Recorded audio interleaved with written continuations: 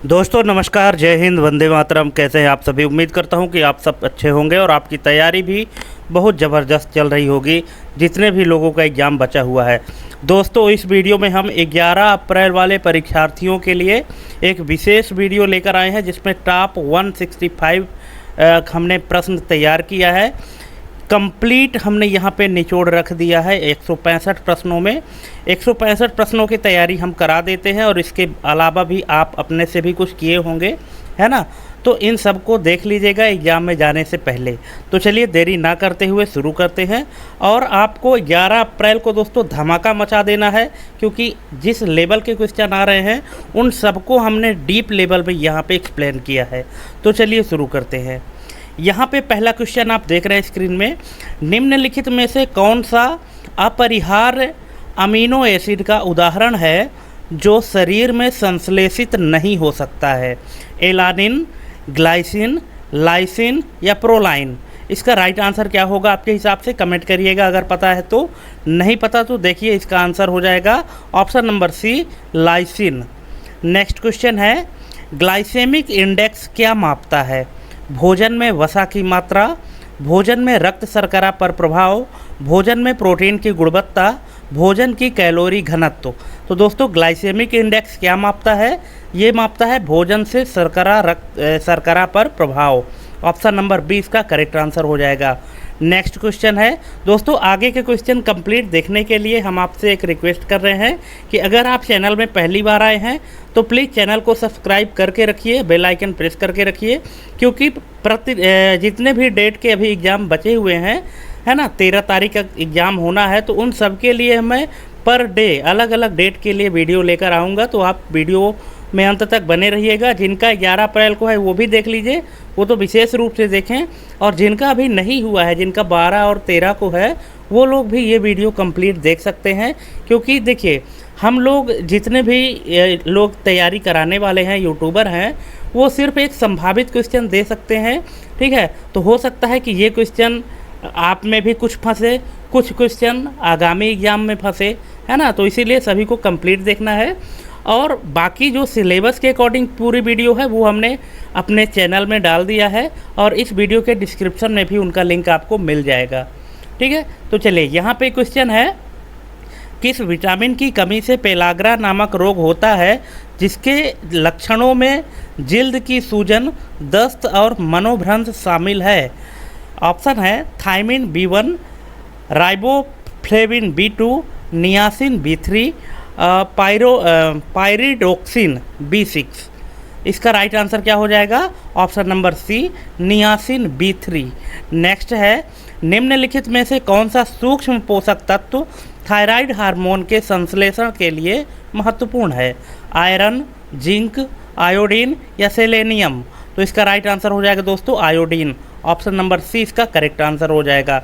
Next है, omega 3 और omega 6 किस प्रकार के पोषक तत्व के उदाहरण हैं? संतृप्त वसा अम्ल, मोनो अनसैचुरेटेड वसा अम्ल, पॉली अनसैचुरेटेड वसा अम्ल या ट्रांस वसा अम्ल? तो इसका राइट आंसर क्या हो जाएगा?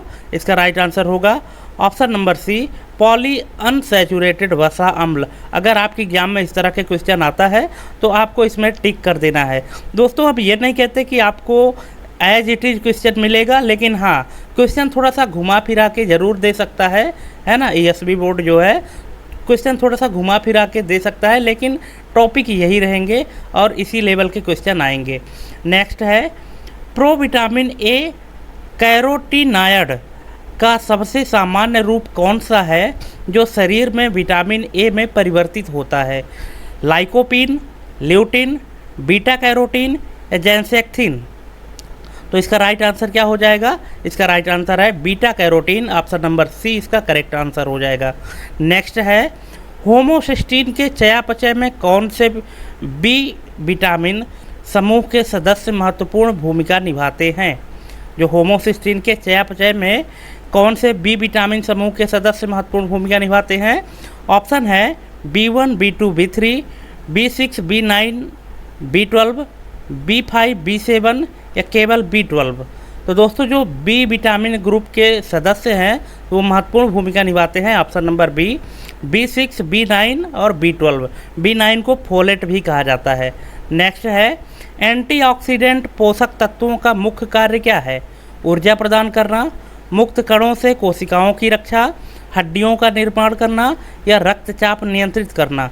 तो यहाँ पे जो एंटीऑक्सीडेंट होते हैं, इन पोषक तत्वों का जो मुख्य कार्य है वो है मुक्त कणों से कोशिकाओं की रक्षा करना। ऑप्शन नंबर बी यहाँ पे करेक्ट आंसर हो जाएगा। दोस्तों किसी भी क्वेश्चन या किसी भी ऑप्शन में कोई डाउट है, हम अपने हर वीडियो में आपसे बोलते हैं, तो आप हमको कमेंट करके बताइएगा कि इस क्वेश्चन में या इस ऑप्शन में डाउट है, तो हम उसको आपके डाउट को क्लियर करेंगे। नेक्स्ट है, निम्नलिखित में से कौन सा एक माइक्रो मिनरल नहीं है? कैल्शियम, फास्फोरस, आयरन या पोटेशियम। तो इसका राइट आंसर हो जाएगा iron. Option number C. Iron जो है तो मैक्रो मिनरल नहीं है, बाकी के सब माइक्रो मिनरल हैं। दो प्रकार के आप पढ़े होंगे मिनरल, मैक्रो मिनरल और माइक्रो मिनरल, है ना। तो ये आयरन जो है तो माइक्रो मिनरल है, बाकी के जो है वो सब मैक्रो मिनरल हैं। नेक्स्ट है, शरीर में ऊर्जा उत्पादन के लिए कार्बोहाइड्रेट का सबसे सरल रूप कौन सा है? सबसे सरल रूप कौन सा है जिसका उपयोग कोशिकाएं करती हैं? स्टार्च, सुक्रोज, ग्लूकोज या लैक्टोज। तो इसका करेक्ट आंसर क्या हो जाना चाहिए? दोस्तों मैं चाहूँगा कि आप इसका आंसर कमेंट करिएगा, क्योंकि आप तैयारी कर रहे हैं, इतने दिनों से तैयारी कर रहे हैं, 1 महीने से ऊपर हो गए तैयारी करते हुए, तो इसका आंसर तो शायद आपको पता ही होगा। और अगर पता है तो प्लीज़ कमेंट करिएगा, नहीं पता है फिर भी आप एक बार तुक्का तो मारिए, तुक्का मारिए और कमेंट करिए कि इसका आंसर करेक्ट क्या होगा। और इसके बाद फिर देखिए कि आपने जो कमेंट किया है क्या वो आंसर सही है, क्योंकि अगर इस तरह के क्वेश्चन आपके एग्जाम में आते हैं, टोटल भ्रामक क्वेश्चन आ रहे हैं इस समय पे दोस्तों, भ्रम करने वाले, भ्रम उत्पन्न कर देते हैं ऑप्शन देख करके। तो इसका राइट आंसर हो जाएगा यहाँ पे glucose. Option number C. Next है, किस वसा घुलनशील विटामिन की अधिकता विषाक्त हो सकती है और हाइपर कैल्सीमिया का कारण बन सकती है? Vitamin A, vitamin D, vitamin E, vitamin K. तो इसका राइट आंसर क्या हो जाएगा? Option number B, vitamin D इसका करेक्ट आंसर हो जाएगा। नेक्स्ट है, जैविक मान शब्द का प्रयोग किस पोषक तत्व की गुणवत्ता को मापने के लिए किया जाता है? कार्बोहाइड्रेट, वसा, प्रोटीन या विटामिन। तो दोस्तों जो बायोलॉजिकल वैल्यू है, जैविक मान है, इसका प्रयोग जो है तो प्रोटीन की गुणवत्ता को मापने के लिए किया जाता है। Option number C. हो सकता है यहाँ पे बहुत सारे लोगों को लग रहा होगा कि पोषक तत्व मापने के लिए कार्बोहाइड्रेट होगा, पर नहीं, वो कार्बोहाइड्रेट नहीं है, इसका राइट आंसर प्रोटीन है। नेक्स्ट है, कौन सा पोषक तत्व डीएनए संश्लेषण और कोशिका विभाजन के लिए महत्वपूर्ण है और गर्भावस्था के दौरान विशेष रूप से आवश्यक है? Vitamin C, iron, folate, B9 या जिंक। तो इसका करेक्ट आंसर हो जाएगा option number C, folate, B9। Next है, ट्रांस फैट्स मुख्य रूप से कैसे बनते हैं? जो ट्रांस फैट्स हैं मुख्य रूप से कैसे बनते हैं? ऑप्शन है, प्राकृतिक रूप से फलों में, हाइड्रोजनीकरण प्रक्रिया द्वारा, जानवरों के यकृत में या किण्वन प्रक्रिया द्वारा। तो जो ट्रांस फैट्स होता है, अगर आप चाहें तो इसका आंसर कमेंट कर सकते हैं, और मैं तो चाहूँगा कि आप कंप्लीट वीडियो देखिए और बिना स्किप किए देखिएगा। और हम चाहते हैं कि आप सभी क्वेश्चन का आंसर कमेंट करिए जिनका भी आपको आता है तो, और नहीं आता तो भी कमेंट करिए, क्योंकि एग्ज़ाम में ऐसा तो नहीं है कि आपसे पूरे क्वेश्चन बनेंगे, वहाँ भी आप तुक्का ही मारेंगे। तो यहाँ भी एक बार तुक्का मार के कमेंट करिए, और ये हमको ज़रूर बताइएगा लास्ट में कि आपके टोटल कितने नंबर सही हुए। इसका राइट आंसर हो जाएगा दोस्तों ऑप्शन नंबर बी, हाइड्रोजनीकरण प्रक्रिया द्वारा। Option number B. नेक्स्ट है, विटामिन B12 के अवशोषण के लिए पेट द्वारा स्त्रावित किस कारक की आवश्यकता होती है? पेप्सिन, आंतरिक कारक, गैस्ट्रिन, हाइड्रोक्लोरिक एसिड। तो इसका राइट आंसर क्या होगा आपके हिसाब से? प्लीज़ कमेंट करिएगा दोस्तों, अगर नहीं पता तो देख लीजिए। इसका राइट आंसर हो जाएगा आंतरिक कारक। Option number B. नेक्स्ट है, निम्नलिखित में से कौन सा कार्बोहाइड्रेट फाइबर का एक रूप है जो पानी में घुलनशील है? Cellulose, lignin, pectin, hemicellulose. तो इसका राइट आंसर क्या होगा? Option number C, pectin.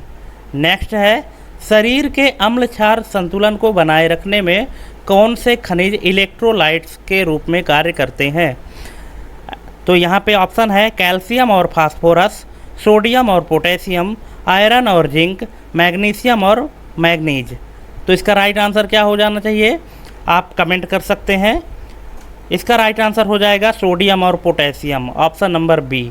Next है विटामिन के निर्भर गामा कार्बोक्सिलेशन प्रक्रिया रक्त स्कंदन कारकों के अलावा किस अन्य महत्वपूर्ण प्रोटीन के सक्रियण के लिए आवश्यक है? हीमोग्लोबिन, मायोसिन, ओस्टियोकैल्सिन या इंसुलिन? तो इसका राइट आंसर हो जाएगा ओस्टियोकैल्सिन, ऑप्शन नंबर सी। नेक्स्ट है दोस्तों, जितने भी क्वेश्चन हम लेकर आए हैं ना, सिर्फ एक टॉपिक पर नहीं है, इसमें हमने 3-4 टॉपिक कवर किए हैं और सभी में डीप लेवल के क्वेश्चन कवर किए हैं। इसलिए हम आपसे रिक्वेस्ट करते हैं कि अगर आप मेरी वीडियो देखना शुरू किए हैं तो प्लीज़ लास्ट तक देखिएगा। टोटल 165 क्वेश्चन हम आपके लिए बहुत ही मेहनत करके दोस्तों बनाए हैं, इसलिए आप अपने फ़ायदे के लिए कम से कम ये वीडियो एक बार ज़रूर देखें एग्ज़ाम में जाने से पहले। वैसे भी एग्ज़ाम के लिए प्रिपरेशन के लिए टाइम बहुत कम बचा है, लेकिन जो भी वीडियो आप देखें, जिस भी यूट्यूबर के वीडियो देखें, आप उसको कंप्लीट देखिएगा, है ना। यहाँ पे क्वेश्चन है vitamin B1 pyruvate dehydrogenase complex में किस रूप में एक महत्वपूर्ण सहकारक के रूप में कार्य करता है? Thiamine monophosphate, thiamine diphosphate, thiamine triphosphate या ऑक्सीथायमिन? तो इसका राइट आंसर क्या होना चाहिए? इसका राइट आंसर हो जाएगा thiamine diphosphate, option number B. अगर शॉर्ट फॉर्म में टीडीपी या टीपीपी हो जाएगा तो ये भी आपको ध्यान में रखना है कि अगर ऑप्शन में मान लीजिए थायमिन फास्फेट नहीं आता है, टीडीपी या टीपीपी आ जाता है, तो इसको भी आपको ध्यान रखना है। नेक्स्ट है निम्नलिखित में से कौन सा कार्य विटामिन ई के प्राथमिक एंटीऑक्सीडेंट कार्य से सीधे संबंधित नहीं है? सीधे संबंधित नहीं है, क्वेश्चन को आपको ध्यान से पढ़ना है, इसके बाद ही आपको आंसर देना है। ऑप्शन है कोशिका झिल्ली का संरक्षण, एलडीएल कोलेस्ट्रॉल का ऑक्सीकरण रोकना, विटामिन ए का संरक्षण या प्रोथ्रोम्बिन का संश्लेषण? तो इसका करेक्ट आंसर हो जाएगा प्रोथ्रोम्बिन का संश्लेषण, ऑप्शन नंबर डी यहाँ पे करेक्ट आंसर हो जाएगा। नेक्स्ट है विटामिन B6 किस प्रमुख चयापचय मार्ग में एक आवश्यक सहकारक है? फैटी एसिड संश्लेषण, अमीनो एसिड चयापचय, ग्लाइकोलाइसिस, कोलेस्ट्रॉल संश्लेषण? तो इसका राइट आंसर हो जाएगा option number B, amino acid चयापचय, ऑप्शन नंबर बी यहाँ पे करेक्ट आंसर हो जाएगा। नेक्स्ट है रेटिनोइक एसिड जीन अभिव्यक्ति को कैसे नियंत्रित करता है? एंजाइम अवरोधक के रूप में, हार्मोन रिसेप्टर के लिगैंड के रूप में, कोशिका झिल्ली में प्रवेश करके या डीएनए संरचना को बदलकर? तो अब बताइए इसका राइट आंसर क्या होगा? दोस्तों आपको लग रहा होगा कि क्वेश्चन बहुत डीप लेवल के हैं, लेकिन मैं आपको बताना चाहूँगा कि अब एसबी बोर्ड इसी लेवल के क्वेश्चन पूछ रहा है। तो इसका राइट आंसर हो जाएगा हार्मोन रिसेप्टर लिगैंड के रूप में, ऑप्शन नंबर बी। नेक्स्ट है फोलेट और विटामिन, फोलेट B9 और विटामिन B12 दोनों की कमी से किस प्रकार का एनीमिया हो सकता है? Microcytic anaemia, नार्मोसाइटिक anaemia, microcytic megaloblastic anaemia या हीमोलिटिक एनीमिया? अब देखिए एनीमिया रोग भी कितने प्रकार के होते हैं यहाँ पे आप देख सकते हैं, ठीक है। तो जो फोलेट B9 और B12 है, ये दोनों विटामिन है, इन दोनों की कमी से किस प्रकार का जो एनीमिया रोग होता है वो होता है मैक्रोसाइटिक एनीमिया, जिसको मेगालोब्लास्टिक एनीमिया भी कहते हैं, ऑप्शन नंबर सी इसका करेक्ट आंसर हो जाएगा। नेक्स्ट है विटामिन C कोलेजन संश्लेषण में किस विशिष्ट एंजाइमेटिक प्रतिक्रिया के लिए आवश्यक है? प्रोलाइन और लाइसिन का हाइड्रॉक्सिलेशन, ग्लाइकोसिलेशन, कार्बोक्सिलेशन या फास्फोराइलेशन? तो इसका राइट आंसर हो जाएगा ऑप्शन नंबर ए, प्रोलाइन और लाइसिन का hydroxylation, option number A. Next है नियासिन की कमी से होने वाले पेलाग्रा की क्लासिक 3D लक्षण क्या है? 3D मतलब 3D डी से स्टार्ट होने वाले 3 शब्द कौन कौन से हैं जो नियासिन की कमी से होते हैं? पेलाग्रा क्लासिक 3D लक्षण क्या है? तो ऑप्शन है dermatitis, dementia, diarrhoea, diabetes, dermatitis, depression, diarrhoea, delirium, dwarfism या डिमेंशिया, डायबिटीज, डर्मेटाइटिस। तो इसका राइट आंसर क्या हो जाएगा? 3D। इसका राइट आंसर हो जाएगा option number A, dermatitis, dementia और डायरिया। ऑप्शन नंबर ए इसका करेक्ट आंसर हो जाएगा। नेक्स्ट है बायोटिन किस प्रकार की एंजाइमेटिक प्रतिक्रियाओं के लिए एक महत्वपूर्ण कारक है? डिहाइड्रोजनेशन, कार्बोक्सिलेशन, हाइड्रॉक्सिलेशन या ट्रांसएमिनेशन। तो इसका राइट आंसर हो जाएगा carboxylation, option number B. Next है दोस्तों, आप हमको कमेंट करके बताइएगा कि क्वेश्चन का लेवल आपको कैसा लगा और इसके पहले क्या इस लेवल के क्वेश्चन आप सॉल्व किए थे या नहीं किए थे, हमको कमेंट करके बताइएगा। ठीक है, अगर आप इसके पहले सॉल्व किए रहे होंगे तब तो आपके लिए बहुत ही इजी क्वेश्चन है, लेकिन अगर आप नहीं किए थे तब फिर आप कंप्लीट वीडियो देखिए। ठीक है, और देखे हैं फिर भी कंप्लीट देखिए क्योंकि रिवीजन ज़रूरी है। तो यहाँ पे क्वेश्चन है विटामिन डी के संश्लेषण का पहला चरण त्वचा में किसकी उपस्थिति में पराबैंगनी प्रकाश की क्रिया द्वारा होता है? कोलेस्ट्रॉल, 7 डिहाइड्रो कोलेस्ट्रॉल, एर्गोस्टेरॉल या कैल्सिट्रियाल। तो इसका राइट आंसर हो जाएगा 7 dehydro cholesterol, option number B. Next है विटामिन B2 जिसको राइबोफ्लेविन कहते हैं, विटामिन B2 किन 2 महत्वपूर्ण कोएंजाइम का मुख्य घटक है? नैड और नैडपी, फैड और FMN, COA और TPP, PLP और THF। तो इसका राइट आंसर हो जाएगा FAD और FMN, option number B. Next है किस विटामिन की कमी को बर्निंग फीट सिंड्रोम से जोड़ा गया है? Vitamin B1, vitamin B3, vitamin B5 या विटामिन B12। यहाँ पे इनका नाम भी दिया गया अलग से, थायमिन, नियासिन, पैंटोथेनिक एसिड और कोबालामिन। तो इसका राइट आंसर हो जाएगा vitamin B5 pantothenic acid, option number C इसका करेक्ट आंसर है। नेक्स्ट है कौन सा विटामिन रोडोप्सिन का एक आवश्यक घटक है जो कम रोशनी में देखने के लिए महत्वपूर्ण है? अब दोस्तों अगर यहाँ थोड़ा सा आप दिमाग लगाएंगे तो इसका आप करेक्ट आंसर निकाल लेंगे। क्वेश्चन अगर आप ध्यान से पढ़िएगा तो इसका आंसर आपको पता हो जाएगा। कौन सा विटामिन रोडोप्सिन का एक आवश्यक घटक है? और रोडोप्सिन अगर आपको नहीं पता फिर भी आगे क्वेश्चन पढ़ेंगे तो समझ में आ जाएगा। जो कम रोशनी में देखने के लिए महत्वपूर्ण है, तो ये vitamin D, vitamin C, vitamin A या विटामिन ई। तो इसका राइट आंसर हो जाएगा विटामिन ए। क्यों? क्योंकि देखिए जो विटामिन ए की कमी से जो रोग होता है उसको रतौंधी कहते हैं। अब यहाँ पे क्वेश्चन में ही बता दिया गया है कि जो कम रोशनी में देखने के लिए महत्वपूर्ण है। ठीक है, तो कम रोशनी में देखने के लिए क्या है? विटामिन ए की कमी से ही तो होता है, रेटिनल। ऑप्शन नंबर सी इसका करेक्ट आंसर हो जाएगा। नेक्स्ट है विटामिन B12 के अवशोषण के लिए पेट की पार्श्विका कोशिकाओं द्वारा स्त्रावित आंतरिक कारक किस प्रकृति का होता है? लिपिड, कार्बोहाइड्रेट, ग्लाइकोप्रोटीन या न्यूक्लिक एसिड। तो इसका राइट आंसर हो जाएगा ग्लाइकोप्रोटीन, ऑप्शन नंबर सी इसका करेक्ट आंसर है। नेक्स्ट है एंटीऑक्सीडेंट के रूप में विटामिन ई मुख्य रूप से कोशिका के किस भाग की रक्षा करता है? नाभिक, माइटोकांड्रिया आंतरिक झिल्ली, कोशिका झिल्ली या राइबोसोम। तो इसका राइट आंसर क्या होगा आप कमेंट कर सकते हैं, और नहीं पता तो देख लीजिए। इसका राइट आंसर है कोशिका झिल्ली जिसको लिपिड भाग कहते हैं, ऑप्शन नंबर सी। नेक्स्ट है निम्नलिखित में से कौन सा विटामिन हार्मोन की तरह भी कार्य करता है या हार्मोन की तरह भी कार्य कर सकता है? कौन सा विटामिन है जो हार्मोन की तरह भी कार्य कर सकता है? Vitamin C, vitamin B1, vitamin के या विटामिन डी। तो इसका राइट आंसर आप ये है विटामिन डी। विटामिन डी जो है तो विटामिन की तरह तो कार्य करता ही है, एक पोषक तत्व की तरह काम करता है, लेकिन ये हार्मोन की तरह भी कार्य कर सकता है। ऑप्शन नंबर डी है विटामिन डी। नेक्स्ट है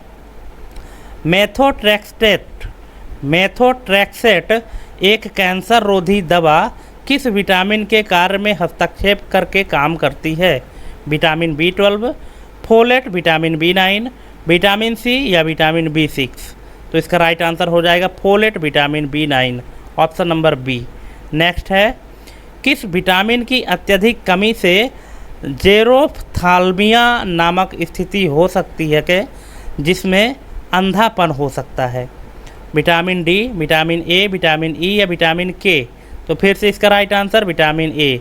जहाँ पे भी कम देखना, रोशनी कम देखना, अंधापन, रतौंधी, ये जो भी आए तो यहाँ पे आपको विटामिन ए ही लगाना है। नेक्स्ट है, विटामिन B6 पायरिडॉक्सिन किस न्यूरोट्रांसमीटर के संश्लेषण के लिए आवश्यक है?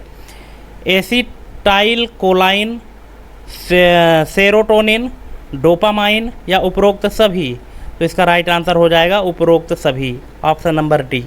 नेक्स्ट है, हड्डी के खनिज मैट्रिक्स हाइड्रॉक्सी एपेटाइट का मुख्य रासायनिक सूत्र निम्नलिखित में से किसके सबसे निकट है?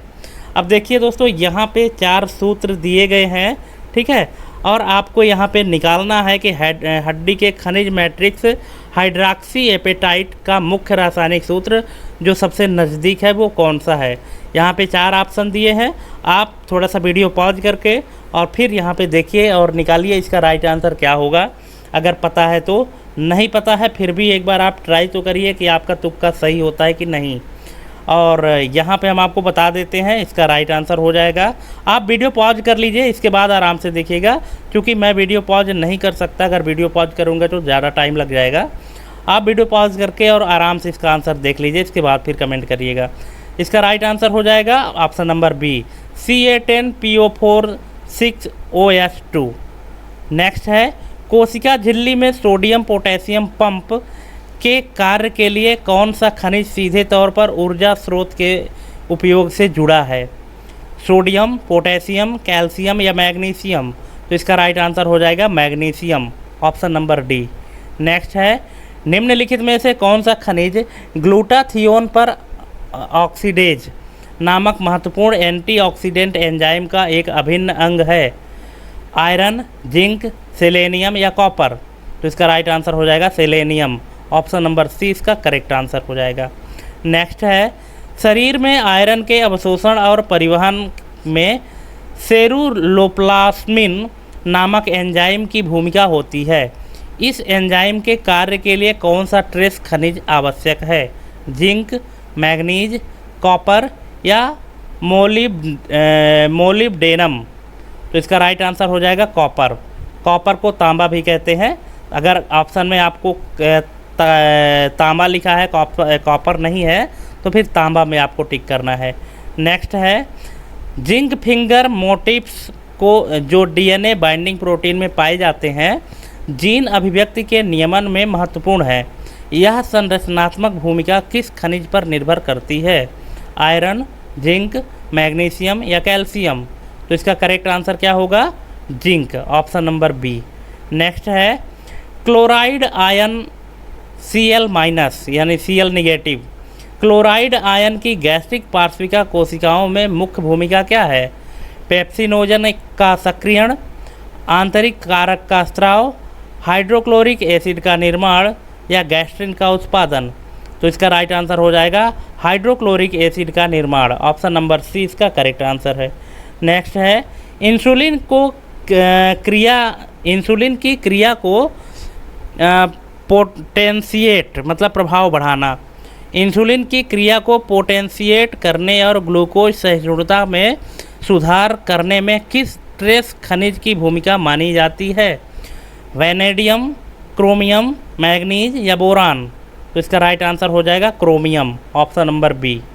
नेक्स्ट है, इन निम्नलिखित में से कौन सा खनिज मुख्य रूप से कोशिका के अंदर प्रमुख धनायन है और तंत्रिका आवेग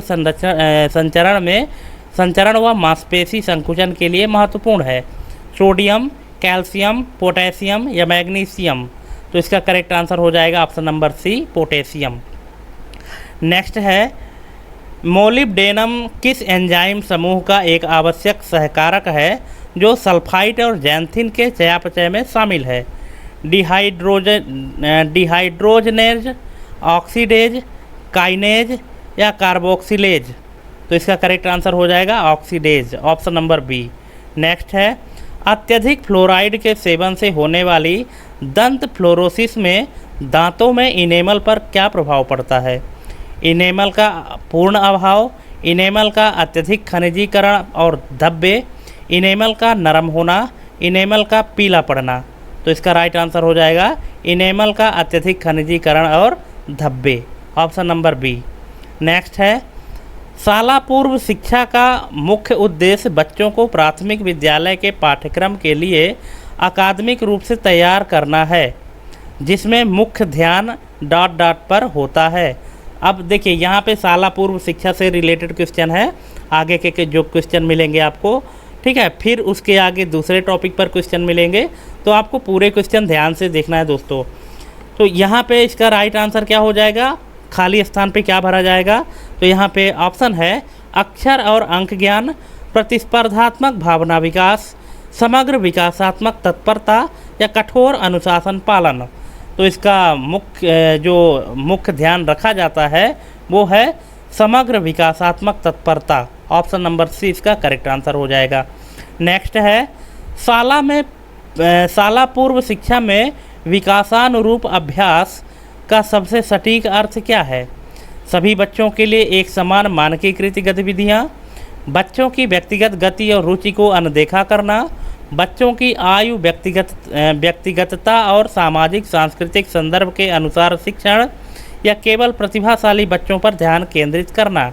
तो दोस्तों आई होप कि इसका आंसर आपको पता चल गया होगा। इसका राइट आंसर हो जाएगा ऑप्शन नंबर सी, बच्चों की आयु, व्यक्तिगतता और सामाजिक सांस्कृतिक संदर्भ के अनुसार शिक्षण। नेक्स्ट है, शाला पूर्व स्तर पर बच्चों के मूल्यांकन का सबसे प्रभावी तरीका क्या है?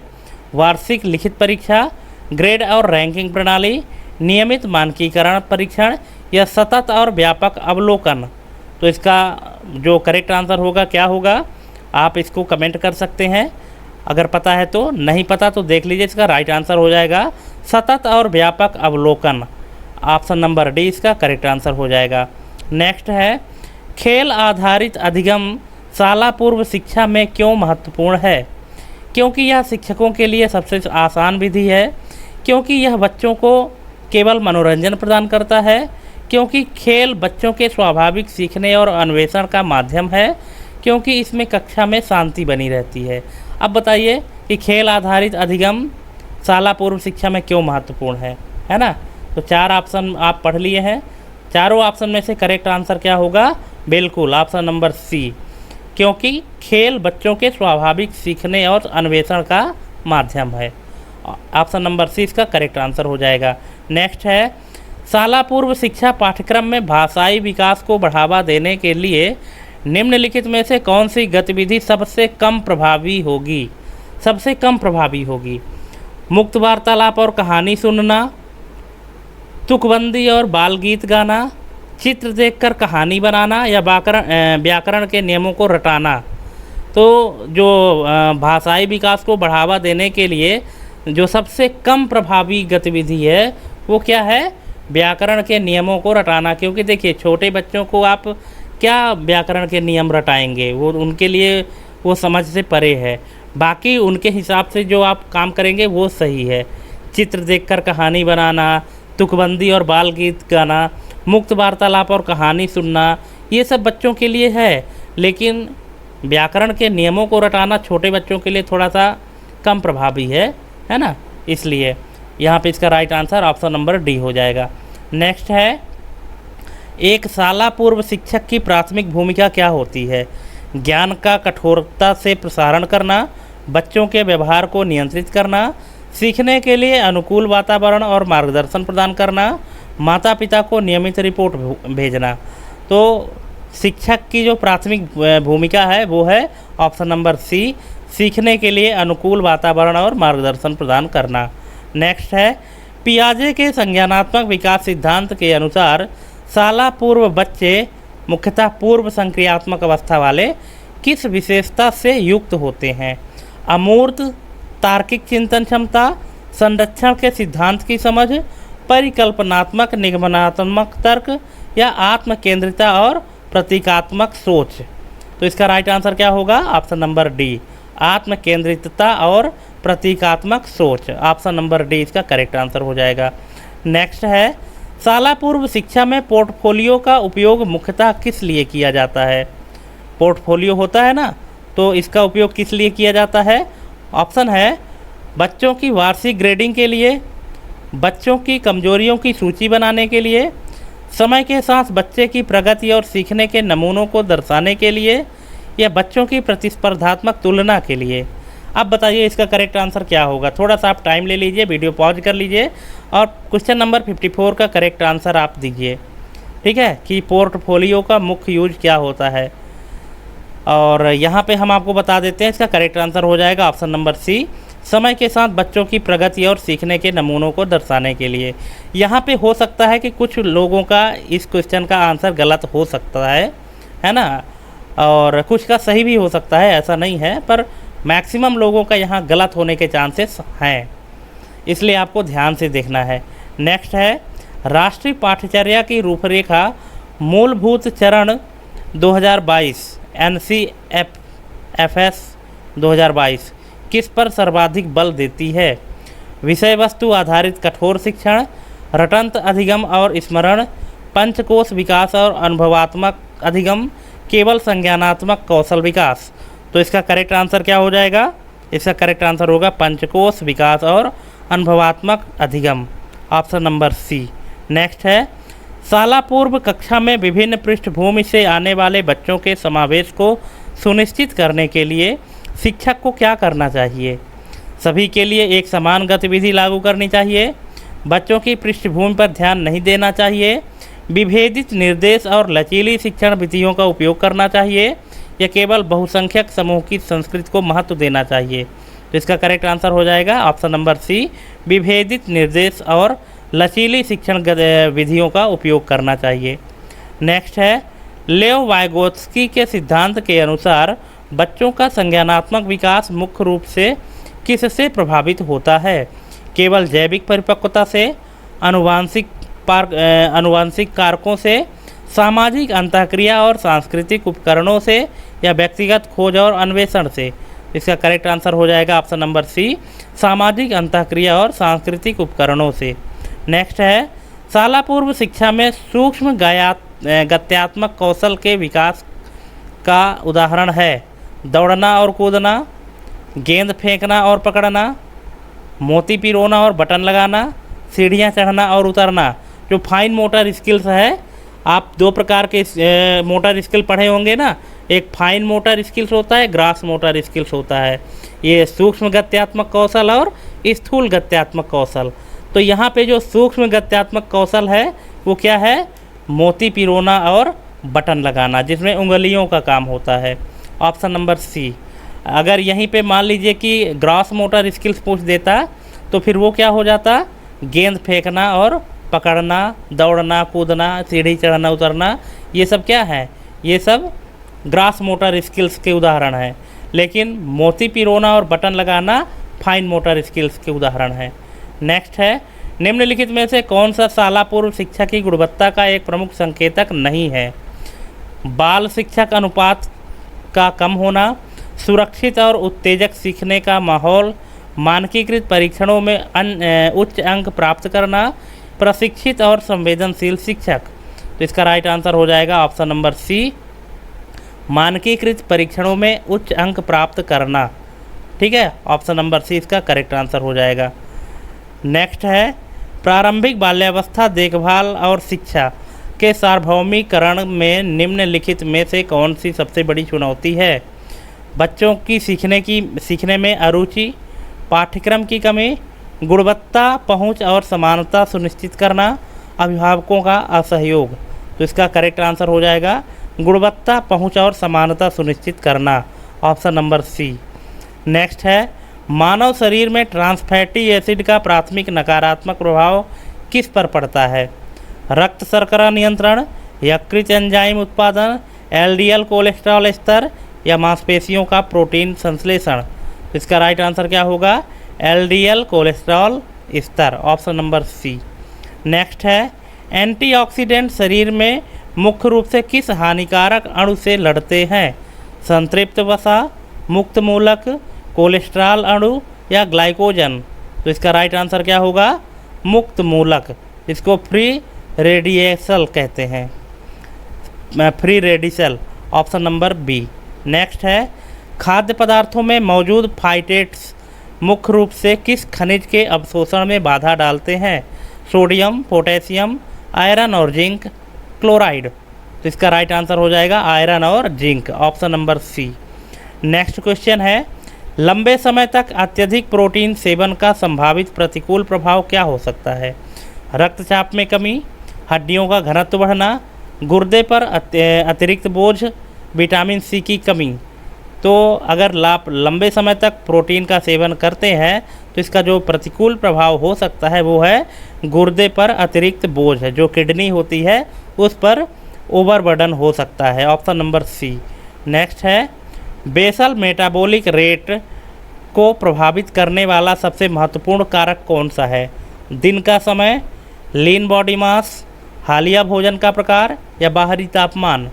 अब इसका करेक्ट आंसर क्या होगा? Option number B, lean body mass, option number B इसका करेक्ट आंसर हो जाएगा।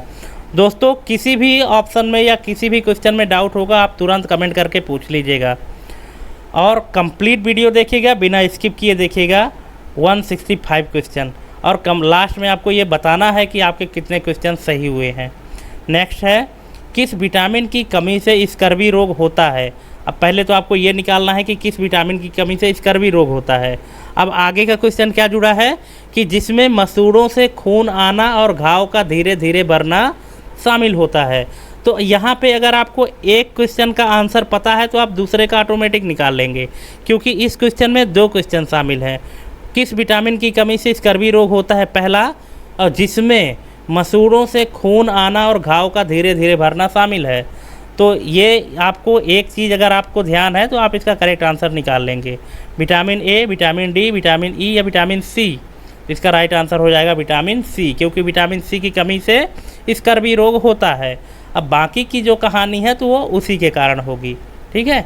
नेक्स्ट है, भोजन के बाद ऊर्जा व्यय में वृद्धि जिसे थर्मिक इफेक्ट ऑफ फूड कहा जाता है, किस मैक्रोन्यूट्रिएंट के लिए सर्वाधिक होता है? कार्बोहाइड्रेट, वसा, प्रोटीन या अल्कोहल? तो इसका राइट आंसर हो जाएगा प्रोटीन, ऑप्शन नंबर सी इसका करेक्ट आंसर हो जाएगा। नेक्स्ट क्वेश्चन है, निम्नलिखित में से कौन सा सूक्ष्म पोषक तत्व नहीं है? माइक्रोन्यूट्रिएंट कौन सा नहीं है? सेलेनियम, फाइबर, कॉपर या क्रोमियम? तो इसका करेक्ट आंसर हो जाएगा फाइबर, जिसको रेशा कहते हैं। तो ये जो है तो सूक्ष्म पोषक तत्व मतलब माइक्रोन्यूट्रिएंट नहीं है। नेक्स्ट है, क्वाशियोरकर नामक कुपोषण की स्थिति मुख्य रूप से किसकी गंभीर कमी के कारण होती है? कुल कैलोरी, आहार प्रोटीन, आवश्यक वसा अम्ल या विटामिन ए? इसका राइट आंसर हो जाएगा आहार protein, option number B. Next है, टमाटर को तेल के साथ पकाने पर किस फाइटोकेमिकल की जैव उपलब्धता बढ़ जाती है? बीटा कैरोटीन, फ्लेवोनोइड्स, लाइकोपीन या ल्यूटिन? अब बताइए इसका करेक्ट आंसर क्या होगा? इसका राइट आंसर हो जाएगा lycopene, option number C. Next है, मानव शरीर में ऊर्जा भंडारण का सबसे सघन रूप कौन सा है? मांसपेशियों का ग्लाइकोजन, यकृत का ग्लाइकोजन, एडिपोज ऊतक या रक्त शर्करा? तो इसका राइट आंसर हो जाएगा एडिपोज ऊतक, जिसको वसा है ना। नेक्स्ट, निषेचन सामान्यतः कहाँ होता है? गर्भाशय, योनि, डिंब वाहिनी नली या अंडाशय? यहाँ हमने इंग्लिश में भी इनके ऑप्शन दिए हैं। अगर आप ये क्वेश्चन हम कई बार करा चुके हैं, इसका तो आंसर आपको पता ही होगा। जो निषेचन होता है, फर्टिलाइजेशन होता है, वो फैलोपियन ट्यूब, जिसको डिंब वाहिनी नली कहते हैं, ठीक है। हिंदी इंग्लिश दोनों इसीलिए दिए हैं कि आपके एग्जाम में अगर इंग्लिश नहीं आता है, हिंदी में ऑप्शन दिया है तो आपको पता होना चाहिए कि फैलोपियन ट्यूब को डिंब वाहिनी नली भी कहते हैं। नेक्स्ट है, भ्रूण शब्द का प्रयोग गर्भावस्था के किस चरण तक किया जाता है? ये क्वेश्चन भी हम पहले वीडियो में अपने कराए थे, तो इसका राइट आंसर हो जाएगा गर्भाधान से 8 सप्ताह तक। गर्भाधान से 8 सप्ताह तक भ्रूण शब्द का प्रयोग किया जाता है। नेक्स्ट है, गर्भावस्था की पुष्टि के लिए मूत्र में किस हार्मोन की उपस्थिति का परीक्षण किया जाता है? प्रोजेस्टेरोन, एस्ट्रोजन, ऑक्सीटोसिन या ह्यूमन कोरियोनिक गोनाडोट्रोपिन? तो इसका राइट आंसर हो जाएगा HCG, human chorionic gonadotropin, option number D. Next है, आरोपण की प्रक्रिया क्या है? जो इम्प्लांटेशन होता है तो इसकी प्रक्रिया क्या है? ऑप्शन है अंडाणु का निषेचन, भ्रूण का गर्भाशय भित्ति से जुड़ना, प्लेसेंटा का निर्माण या भ्रूण का विकास? तो इसका करेक्ट आंसर हो जाएगा भ्रूण का गर्भाशय भित्ति से जुड़ना, ऑप्शन नंबर 20 का करेक्ट आंसर हो जाएगा। नेक्स्ट है, नेगेल्स के नियम का उपयोग मुख्य रूप से क्या अनुमान लगाने के लिए किया जाता है? दोस्तों अगर आप हमारे वीडियो के रेगुलर व्यूअर हैं तो आपको पता होगा, क्योंकि नेगेल्स रूल हमने आपको बहुत ही डिटेल में बताया था। ठीक है, जो नेगेल्स रूल है तो इसका उपयोग किस लिए किया जाता है? प्रसव की संभावित डेट निकालने के लिए। जो टारगेट डेट होती है ना, तो उसकी जो संभावित डेट होती है प्रसव के लिए, डिलीवरी के लिए, उसकी डेट फाइंड करने के लिए नेगेल्स रूल को फॉलो किया जाता है। नेक्स्ट है, गर्भावस्था की सामान्य अवधि अंतिम मासिक धर्म के पहले दिन से गिनने पर लगभग कितनी होती है? 36 सप्ताह, 40 सप्ताह, 38 सप्ताह या 42 सप्ताह? अब बताइए। इसका आंसर तो आप सबको पता होगा, जितने भी लोग देख रहे हैं, है ना, इसलिए इसका राइट आंसर है ऑप्शन नंबर बी, 40 सप्ताह। नेक्स्ट है, गर्भावस्था के दौरान गर्भाशय के आकार में वृद्धि के लिए मुख्य रूप से कौन सा हार्मोन जिम्मेदार है? HCG, oxytocin, oestrogen, prolactin? तो इसका राइट आंसर हो जाएगा oestrogen, option number C. Next है, प्लेसेंटा का प्राथमिक कार्य क्या नहीं है? प्लेसेंटा का कौन सा प्राथमिक कार्य नहीं है? ऑप्शन है पोषक तत्वों का आदान प्रदान, अपशिष्ट पदार्थों का निष्कासन, भ्रूण को सीधे रक्त की आपूर्ति करना, हार्मोन उत्पादन? तो इसका राइट आंसर क्या होगा? प्लेसेंटा का जो प्राथमिक कार्य नहीं है वो है भ्रूण को सीधे रक्त की आपूर्ति करना। ये प्लेसेंटा का काम नहीं है। बाकी जो ऑप्शन है वो सब प्लेसेंटा का कार्य है, लेकिन भ्रूण को सीधे रक्त की आपूर्ति करना ये प्लेसेंटा का काम नहीं है। नेक्स्ट है, एमनियोटिक द्रव का मुख्य कार्य क्या है? सबको पता है, कई बार हमने बताया है कि भ्रूण को बाहरी आघात से बचाना, ऑप्शन नंबर बी। नेक्स्ट है, गर्भावस्था की पहली तिमाही की अवधि क्या है? 1 से 10 सप्ताह, 1 से 12 सप्ताह, 1 से 14 सप्ताह या 1 से 16 सप्ताह? अब भले ही आपको पता होगा, लेकिन हो सकता है कि यहाँ कुछ लोग कंफ्यूज हो जाएं कि गर्भावस्था की पहली सप्ताह की अवधि क्या है। तो वो है 1 से 12 सप्ताह, ऑप्शन नंबर बी। नेक्स्ट है, गर्भावस्था के दौरान स्तनों में होने वाले परिवर्तनों जैसे कोमलता, आकार में वृद्धि के लिए मुख्य रूप से कौन सा हार्मोन जिम्मेदार है? केवल HCG, केवल ऑक्सीटोसिन, एस्ट्रोजन और प्रोजेस्टेरोन या केवल प्रोलैक्टिन? तो इसका राइट आंसर हो जाएगा एस्ट्रोजन और progesterone, option number C. Next है, गैस्टेशन। गैस्टेशन शब्द का क्या अर्थ है?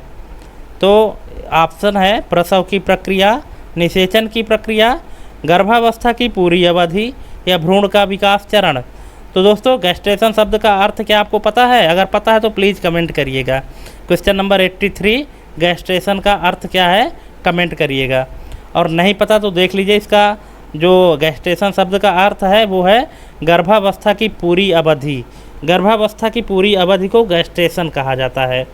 नेक्स्ट है, गर्भावस्था का सबसे पहला निश्चित संकेत क्या माना जाता है? सुबह की मतली, मासिक धर्म का न आना, अल्ट्रासाउंड में भ्रूण की धड़कन या थकान महसूस होना? यहाँ पे हो सकता है कुछ लोगों का आंसर गलत हो जाए, ठीक है, क्योंकि ऑप्शन ही ऐसे दिए हैं भ्रम उत्पन्न करने वाले, लेकिन फिर भी आपको करेक्ट आंसर देना है। इसका करेक्ट आंसर क्या होगा? अल्ट्रासाउंड में भ्रूण की धड़कन। देखिए, सुबह की मतली ये कोई निश्चित संकेत नहीं है, यहाँ पे निश्चित संकेत की बात कर रहा है कि गर्भावस्था में सबसे पहला निश्चित संकेत क्या होता है कि हाँ परफेक्ट है, कि गर्भावस्था मतलब कि कंसीव हो गया है, ठीक है। अब मासिक धर्म का ना आना किसी और कारण से भी हो सकता है कि मासिक धर्म का ना आना, ठीक है, लेकिन इससे हम ये नहीं कह सकते कि गर्भावस्था हो चुका है, ठीक है। लेकिन अगर अल्ट्रासाउंड में भ्रूण की धड़कन दिख रही है ना, समझ में आ रही है, तो ये एक निश्चित संकेत माना जाता है। नेक्स्ट है, कॉर्पस ल्यूटियम गर्भावस्था की शुरुआती हफ्तों में मुख्य रूप से किस हार्मोन का उत्पादन करता है जो गर्भावस्था को बनाए रखने में मदद करता है? एस्ट्रोजन, HCG, प्रोजेस्टेरोन या प्रोलैक्टिन? इसका राइट आंसर हो जाएगा progesterone, option number C. Next है, फेटस शब्द का प्रयोग गर्भावस्था के किस चरण में शुरू होता है? जो फेटस शब्द है इसका प्रयोग गर्भावस्था के किस चरण से शुरू होता है? गर्भाधान के 4 सप्ताह बाद, गर्भाधान के 6 सप्ताह बाद, गर्भाधान के 9 सप्ताह बाद या गर्भाधान के 12 सप्ताह बाद? तो इसका राइट आंसर हो जाएगा गर्भाधान के 9 सप्ताह बाद। देखिए यहाँ पे ऑप्शन हो सकता है कि ये इस तरह से भी हो कि गर्भाधान के 10वें सप्ताह के शुरू में, तो वो भी इसका राइट आंसर सही होगा। फिर वहाँ पे 2 में से एक ही ऑप्शन रहेगा, या तो गर्भाधान के 9 सप्ताह के बाद रहेगा या कि ये रहेगा कि गर्भाधान के 10वें सप्ताह के शुरुआत में। ठीक है, दोनों का एक ही मतलब है कि गर्भाधान के 9 सप्ताह के बाद, तो 9 सप्ताह के बाद भाई 10वां सप्ताह ही ना शुरू होगा। तो इसलिए यहाँ पे आपको ध्यान रखना है कि अगर आपके एग्ज़ाम में गर्भाधान के 9 सप्ताह के बाद आंसर नहीं रहता है, गर्भाधान के 10 सप्ताह के शुरुआत रहता है, तो वो भी इसका सही आंसर हो जाएगा। नेक्स्ट है, गर्भावस्था के प्रारंभिक हफ्तों में फोलिक एसिड का पर्याप्त सेवन मुख्य रूप से किसके जोखिम को कम करने के लिए महत्वपूर्ण है? मातृ एनीमिया, तंत्रिका नली दोष, गर्भकालीन मधुमेह या जन्म के समय कम वजन? तो इसका राइट आंसर हो जाएगा तंत्रिका नली दोष, जिसको डिफेक्ट कहते हैं ना, तंत्रिका नली दोष को। ठीक है, ऑप्शन नंबर बी इसका करेक्ट आंसर हो जाएगा। नेक्स्ट है, गर्भावस्था के दौरान आयरन की आवश्यकता क्यों बढ़ जाती है? भ्रूण की हड्डियों के विकास के लिए, माँ और भ्रूण में रक्त की मात्रा बढ़ने के कारण, मॉर्निंग सिकनेस को कम करने के लिए, थायराइड हार्मोन के उत्पादन के लिए? तो इसका राइट आंसर हो जाएगा माँ और भ्रूण में रक्त की मात्रा बढ़ने के कारण। नेक्स्ट है, गर्भवती महिला को किस प्रकार की मछलियों के सेवन से बचना चाहिए क्योंकि उनमें पारे का स्तर उच्च हो सकता है? सामन, सार्डिन, शार्क और स्वॉर्डफिश या तिलापिया? तो इसका राइट आंसर हो जाएगा शार्क और swordfish, option number C. Next है, लिस्टेरियोसिस नामक संक्रमण के जोखिम को कम करने के लिए गर्भवती महिला को किससे बचना चाहिए? अच्छी तरह पके हुए मांस, पास्चुरीकृत दूध, बिना धुले फल और सब्जियां या नरम अपास्चुरीकृत पनीर? तो इसका राइट आंसर होगा नरम अपास्चुरीकृत पनीर, इससे बचना चाहिए। नेक्स्ट है, गर्भवती महिला को कब्ज से बचाव के लिए अपने आहार में क्या शामिल करना चाहिए? अधिक वसायुक्त भोजन, कम तरल पदार्थ, उच्च फाइबर युक्त खाद्य पदार्थ और पर्याप्त पानी या अधिक मीठे पेय? तो इसका राइट आंसर हो जाएगा ऑप्शन नंबर सी। नेक्स्ट है, विटामिन डी गर्भावस्था में क्यों महत्वपूर्ण है? रक्त के थक्के जमने की में मदद करता है, कैल्शियम के अवशोषण में सहायता करता है, लाल रक्त कोशिकाओं का निर्माण करता है या मॉर्निंग सिकनेस को कम करता है? तो ये करता है कैल्शियम के अवशोषण में सहायता करता है, ऑप्शन नंबर 20 का करेक्ट आंसर हो जाएगा। नेक्स्ट है, गर्भावस्था के दौरान अत्यधिक कैफीन का सेवन किससे जुड़ा हो सकता है? जन्म के समय अधिक वजन, भ्रूण के विकास में वृद्धि, समय से पहले प्रसव या कम वजन का शिशु, माँ में मधुमेह का खतरा कम होना? तो इसका राइट आंसर हो जाएगा समय से पहले प्रसव या कम वजन का शिशु, ऑप्शन नंबर सी। नेक्स्ट है दोस्तों, गर्भावस्था से रिलेटेड हमने यहाँ डीप में क्वेश्चन आपके लिए लाए हैं और हाई लेवल के क्वेश्चन है, इसीलिए आपको कंप्लीट देखना है। यहाँ पे क्वेश्चन है कि गर्भावस्था में प्रोटीन की आवश्यकता क्यों बढ़ जाती है?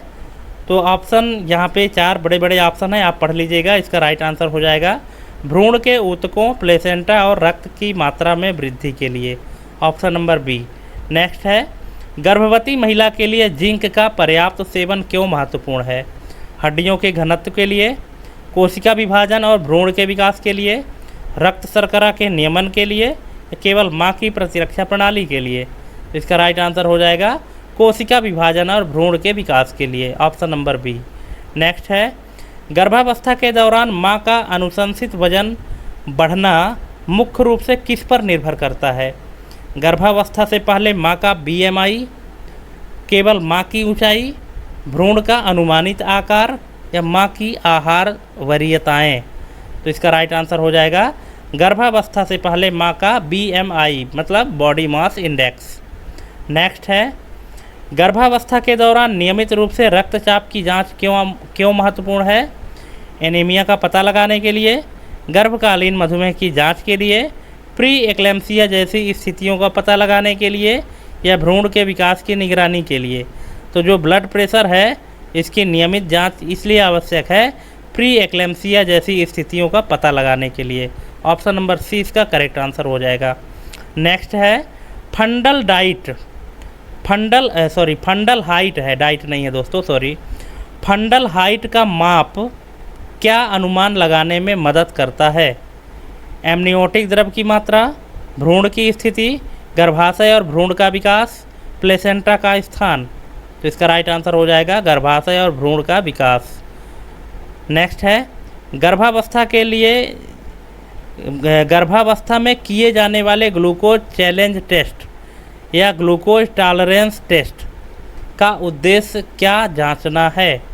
आयरन की कमी वाला एनीमिया, थायराइड फंक्शन, गर्भकालीन मधुमेह या रक्त समूह और RH फैक्टर? तो इसका राइट आंसर हो जाएगा गर्भकालीन मधुमेह। Option number C. नेक्स्ट है, गर्भावस्था के दौरान कौन सा टीका आमतौर पर टिटनेस और पर्टुसिस से बचाव के लिए अनुशंसित किया जाता है? तो ये है दोस्तों Tdap टीका। Option number B.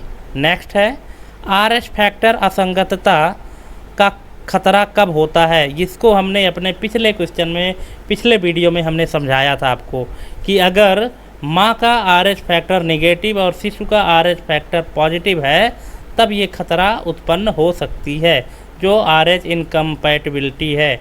Option number 20 का करेक्ट आंसर हो जाएगा। ये आपको ध्यान रखना है कि RH इनकम्पैटिबिलिटी तभी होती है कि जब माँ का RH नेगेटिव और शिशु का RH पॉजिटिव हो। नेक्स्ट है, डाउन सिंड्रोम जैसी गुणसूत्र असामान्यताओं के लिए स्क्रीनिंग टेस्ट आमतौर पर किस तिमाही में किए जाते हैं? दूसरी तिमाही, तीसरी तिमाही, पहली या दूसरी तिमाही या जन्म के तुरंत बाद? तो ये किया जाता है पहली या दूसरी तिमाही। Option number C. नेक्स्ट है, प्रसव पूर्व देखभाल में मूत्र परीक्षण का उपयोग आमतौर पर क्या जांचने के लिए किया जाता है? केवल गर्भावस्था की पुष्टि, प्रोटीन और संक्रमण के लक्षण, आयरन का स्तर या भ्रूण की आनुवंशिक असामान्यताएं? तो इसका राइट आंसर हो जाएगा प्रोटीन और संक्रमण के लक्षण। Option number B. नेक्स्ट है, गर्भावस्था की दूसरी तिमाही के लिए किए जाने वाले एनोमली स्कैन का मुख्य उद्देश्य क्या है? भ्रूण के लिंग का सटीक निर्धारण, भ्रूण की विस्तृत शारीरिक संरचना की जांच करना, गर्भकालीन मधुमेह की पुष्टि करना या मां के रक्त समूह का निर्धारण करना? तो एनोमली स्कैन का जो मुख्य उद्देश्य है वो है भ्रूण की विस्तृत शारीरिक संरचना की जांच करना। नेक्स्ट है, प्रसव पूर्व यात्राओं की आवृत्ति आमतौर पर गर्भावस्था बढ़ने के साथ कैसी होती है? कम हो जाती है, समान रहती है, बढ़ जाती है या माँ की इच्छा पर निर्भर करती है? तो यह दोस्तों बढ़ जाती है। Option number C. नेक्स्ट है, गर्भावस्था के दौरान सीने में जलन का सामान्य कारण क्या है? भ्रूण का दबाव और प्रोजेस्टेरोन हार्मोन का प्रभाव, आयरन की कमी, बहुत अधिक फाइबर खाना या कैल्शियम की कमी? तो इसका राइट आंसर है भ्रूण का दबाव और प्रोजेस्टेरोन हार्मोन का प्रभाव। Option number A. नेक्स्ट है, गर्भावस्था में बार बार पेशाब आने की समस्या विशेषकर पहली और तीसरी तिमाही में का मुख्य कारण क्या है? गर्भकालीन मधुमेह, गुर्दे पर बढ़ता दबाव और हार्मोनल परिवर्तन, आयरन सप्लीमेंट का प्रभाव या कम पानी पीना? तो इसका राइट आंसर है गुर्दे पर बढ़ता दबाव और हार्मोनल परिवर्तन। ऑप्शन नंबर 20 का करेक्ट आंसर हो जाएगा। नेक्स्ट क्वेश्चन है, ब्रैक्सटन हिक्स संकुचन क्या है? प्रसव पीड़ा के शुरुआती संकेत, संक्रमण के कारण होने वाले संकुचन, अनियमित दर्द रहित अभ्यास संकुचन, प्लेसेंटा के अलग होने का संकेत? तो ब्रैक्सटन हिक्स संकुचन जो है ये है अनियमित दर्द रहित अभ्यास संकुचन, ऑप्शन नंबर सी। नेक्स्ट है, गर्भावस्था में एडिमा यानी पैरों और टखनों में हल्की सूजन सामान्य हो सकती है, लेकिन अचानक या गंभीर सूजन खासकर चेहरे और हाथों में किसका संकेत हो सकता है? सामान्य थकान, आयरन की कमी, प्री एक्लेम्सिया या डिहाइड्रेशन। तो इसका राइट आंसर है pre eclampsia, option number C. Next है, हाइपरमेसिस ग्रेविडेरम क्या है? सामान्य मॉर्निंग सिकनेस, गर्भावस्था के दौरान अत्यधिक और गंभीर उल्टी, गर्भावस्था के दौरान उच्च रक्तचाप या गर्भावस्था के दौरान कब्ज की बीमारी। तो दोस्तों हाइपरमेसिस ग्रेविडेरम जो है वो है गर्भावस्था के दौरान अत्यधिक और गंभीर उल्टी। नेक्स्ट है, गर्भावस्था के दौरान त्वचा पर होने वाले परिवर्तनों में लिनिया नाइग्रा क्या है? तो ये है पेट पर नाभि से नीचे तक काली रेखा, ऑप्शन नंबर सी। नेक्स्ट है, प्रधानमंत्री मातृ वंदना योजना के तहत प्रदान की जाने वाली नगद राशि का मुख्य उद्देश्य क्या है? जो प्रधानमंत्री मातृ वंदना योजना में राशि प्रदान की जाती है, इसका उद्देश्य क्या है? केवल संस्थागत प्रसव प्रोत्साहन, पूर्ण चिकित्सा व्यय कवरेज, आंशिक मजदूरी क्षतिपूर्ति व पोषण समर्थन, शिशु के टीकाकरण का खर्च। अब आपको यहाँ पे करेक्ट आंसर देना है। प्लीज़ वीडियो पॉज करके इसका करेक्ट आंसर दीजिए आप, है ना, क्योंकि प्रधानमंत्री मातृ वंदना योजना आप बहुत पढ़ चुके होंगे कि इसमें 5,000 रुपये मिलता है, इतने किस्तों में मिलता है, कौन से बच्चे के जन्म में मिलता है, लेकिन इसका उद्देश्य क्या है देने का, ये शायद आप पहली बार देख रहे होंगे क्वेश्चन, हो सकता है, या कि हो सकता है आप पहले भी देख चुके हो। अगर पहले देख चुके होंगे तो आपको इसका आंसर पता होगा, और नहीं पता है तो इसका आंसर आपको हम बता देते हैं। इसका आंसर हो जाएगा आंशिक मजदूरी क्षतिपूर्ति व पोषण समर्थन, ऑप्शन नंबर सी। नेक्स्ट है, जननी सुरक्षा योजना मुख्य रूप से किस पर केंद्रित है? गर्भवती महिलाओं का मुफ्त इलाज, मातृ एवं नवजात मृत्यु दर में कमी, सभी गर्भवती महिलाओं को पोषण किट देना, या मातृत्व अवकाश की अवधि बढ़ाना। तो इसका राइट आंसर है मातृ एवं नवजात मृत्यु दर में कमी, संस्थागत प्रसव द्वारा। नेक्स्ट है, मातृत्व लाभ अधिनियम 2017 के तहत 50 या अधिक कर्मचारियों वाले प्रतिष्ठानों के लिए क्या अनिवार्य किया गया है? मुफ्त परिवहन, क्रेच सुविधा, कार्यस्थल पर डॉक्टर की उपलब्धता, या अतिरिक्त पोषण भत्ता। तो इसका राइट आंसर हो जाएगा क्रेच सुविधा, जिसको शिशु गृह कहा जाता है। ये मातृत्व लाभ अधिनियम 2017, इसमें संशोधन जो हुआ था उसके हिसाब से यहाँ पे बताया गया है कि यहाँ पे ये क्रेच सुविधा दी गई है। नेक्स्ट है, सुरक्षित मातृत्व आश्वासन योजना का प्राथमिक लक्ष्य क्या है? जो सुमन योजना है, सुमन योजना का प्राथमिक लक्ष्य क्या है? ऑप्शन है, केवल नकद हस्तांतरण प्रदान करना, शून्य खर्च पर सुनिश्चित सम्मानजनक और गुणवत्तापूर्ण देखभाल, केवल उच्च जोखिम वाली गर्भावस्थाओं का प्रबंधन, निजी अस्पतालों में प्रसव को बढ़ावा देना। तो इसका राइट आंसर है शून्य खर्च पर सुनिश्चित सम्मानजनक और गुणवत्तापूर्ण देखभाल। नेक्स्ट है, JSY मतलब जननी सुरक्षा योजना के अंतर्गत नगद सहायता प्राप्त करने की मुख्य शर्त क्या है? बच्चे का पूर्ण टीकाकरण, सरकारी स्वास्थ्य संस्थान में प्रसव, गर्भावस्था के दौरान कम से कम 5 किलो वजन बढ़ना, या केवल घरेलू प्रसव। तो इसका राइट आंसर है सरकारी स्वास्थ्य संस्थान में प्रसव। जब सरकारी स्वास्थ्य संस्थान में प्रसव होगा तभी जननी सुरक्षा योजना के अंतर्गत जो सहायता राशि दी जाती है तभी मिलेगी, अदरवाइज नहीं मिलेगी। नेक्स्ट है, JSS के कार्यक्रम में निम्नलिखित में से कौन सी सेवा निःशुल्क हकदारी का हिस्सा नहीं है? निःशुल्क हकदारी का हिस्सा नहीं है। ऑप्शन है, सामान्य प्रसव एवं सिजेरियन सेक्शन, दवाएं और आवश्यक नैदानिकी, घर से संस्थान तक परिवहन, प्रसव के बाद घर पर निजी नर्स की देखभाल। इसका राइट आंसर है ऑप्शन नंबर डी, प्रसव के बाद घर पर निजी नर्स देखभाल। ये इसकी हकदारी नहीं है JSS के कार्यक्रम के लिए। जो JSS के कार्यक्रम है इसमें निःशुल्क हकदारी का हिस्सा ये नहीं है। अगर आपको प्रसव के बाद घर में निजी नर्स चाहिए तो उसके लिए आपको पैसा देना पड़ेगा, निःशुल्क नहीं है वो। नेक्स्ट है लक्ष्य कार्यक्रम का मुख्य फोकस किस क्षेत्र में गुणवत्ता में सुधार करना है। आंगनवाड़ी केंद्रों की सुविधाएं, जिला अस्पतालों का प्रशासन, प्रसव कक्ष और मातृत्व ऑपरेशन थिएटर, गर्भवती महिलाओं के लिए परिवहन व्यवस्था। तो इसका राइट आंसर हो जाएगा प्रसव कक्ष और मातृत्व ऑपरेशन थिएटर, इसका मुख्य फोकस है लक्ष्य कार्यक्रम का। नेक्स्ट है PMMVY योजना मुख्य रूप से किस समूह की महिलाओं पर लक्षित है नियमों के अनुसार। सभी गर्भवती महिलाएं, केवल दूसरी या तीसरी गर्भावस्था वाली महिलाएं, पहले जीवित बच्चे के लिए गर्भवती महिलाएं और स्तनपान कराने वाली माताएं, केवल 18 वर्ष से कम आयु की गर्भवती किशोरियां। इसका राइट आंसर हो जाएगा ऑप्शन नंबर सी, पहले जीवित बच्चे के लिए गर्भवती महिलाएं और स्तनपान कराने वाली माताएं। नेक्स्ट है गर्भवती महिलाओं के लिए आयरन और फोलिक एसिड गोलियों का वितरण और अनुपूरण किस व्यापक राष्ट्रीय कार्यक्रम के एक महत्वपूर्ण घटक है।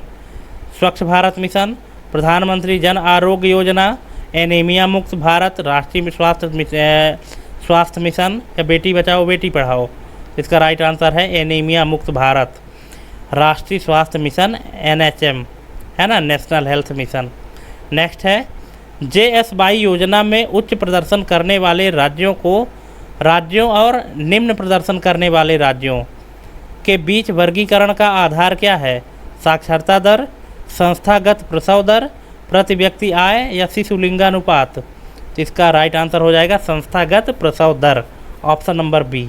नेक्स्ट है कौन सी योजना प्रसव के दौरान और बाद में माँ और नवजात शिशु दोनों के लिए सार्वजनिक स्वास्थ्य सुविधाओं में मुफ्त सेवाओं की हकदारी सुनिश्चित करती है। PMMVY, JSY, मातृत्व लाभ अधिनियम या JSSK। तो इसका राइट आंसर हो जाएगा JSSK। ठीक है, यहाँ पे कुछ लोगों को लगा वो JSY है, पर JSY इसका आंसर नहीं है, इसका आंसर JSSK है। नेक्स्ट है सुमन योजना के तहत शिकायत निवारण तंत्र का क्या उद्देश्य है।